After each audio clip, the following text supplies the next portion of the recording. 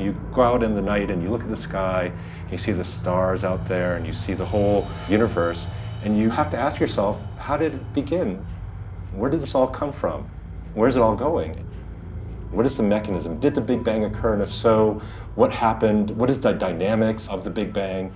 This is really one of the most fundamental questions, and that's why it's one of the most inspiring questions to be working on. Can you imagine what that means? I mean, the universe has been around for 14 billion years, and we look at lots and lots of things in the universe. We see stars, we see galaxies, and that's all very interesting. But now we're talking about looking at the origin, trying to understand what the physics of our universe was at the very, very beginning.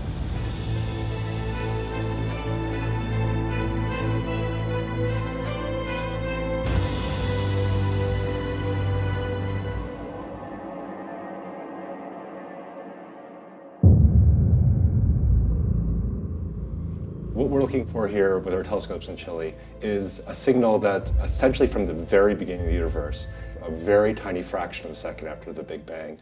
We believe something called inflation happened, where the entire fabric of the universe underwent a very rapid expansion. Right now it's just a theory, it fits what we see so far, but if we're able to see this particular signature in the cosmic microwave background, it would prove that inflation really occurred, and that would be huge. This project is called the Simon's Observatory. We're designing and building an experiment which is going to be probing the first instance of the universe during its creation phase. And that's a really, really big deal. It's a bunch of experiments all over the world have been trying for this, but this is the first time that enough resources have been put towards it to actually move it forward to the level where we're going to actually be able to make the measurement. People who have not normally worked together, groups that would, were competitors, are now joining forces to say, okay, well, the only way we're going to do this is to gather all of our capabilities, all of our people, and concentrate them on this one measurement. And the Simons Foundation has actually allowed us to do this. In fact, the first step was to get two of the larger groups, the Simons Array and the Atacama Cosmology Telescope groups, to collaborate on making a big leap forward in this. What we're doing with the Simons Foundation help is to design and build next generation telescopes, next generation detectors, next generation readouts for the detectors, next generation software to actually understand what we're seeing. The flagship purpose of the experiment is to look for what's called B-mode polarization in the cosmic microwave background. That is the remnant from the Big Bang. During the first instance of the universe, gravity waves were produced, and these gravity waves propagate, but for the first 270,000 years they propagate and they interact with the cosmic microwave background when it's being produced, and it leaves a very specific polarization pattern which we call B modes, and it's an incredibly tiny signal level.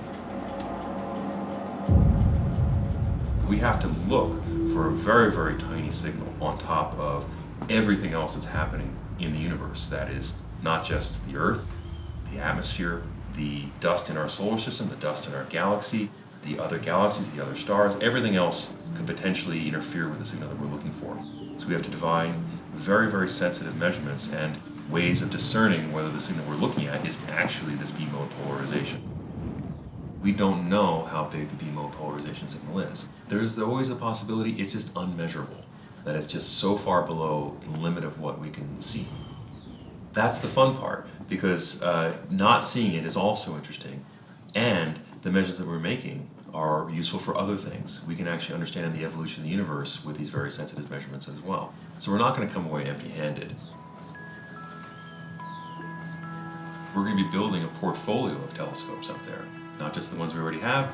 We're building several medium-scale telescopes, several small telescopes, each one of them designed to probe a different part of the signal, and when you put the whole story together, it produces a very convincing story of what's going on. Chile is one of the best places in the world to do this kind of search because we're very high up. We're at 17,000 feet, 5,000 meters, and we're getting above most of the water in the atmosphere, and the water absorbs the photons we're after. Also, the clouds move around and cause noise in our telescopes. Also, because we're in the mid-latitudes, we can see a very wide piece of the sky, and that's very helpful for our observations. Everyone in the public is really intrigued by this question of how did the universe start? If we find this elusive signal, we'd be able to answer that question and say, here's what happened. Inflation happened at the beginning of the universe, and that started it all off. Everything that you see out there, it all started with the Big Bang and then inflation. To understand the origin of the universe, how it began, that really is the holy grail of cosmology. And I'd say that it is just basically the ultimate. You know, it's the ultimate in high energy physics, it's the ultimate in cosmology, it's the beginning.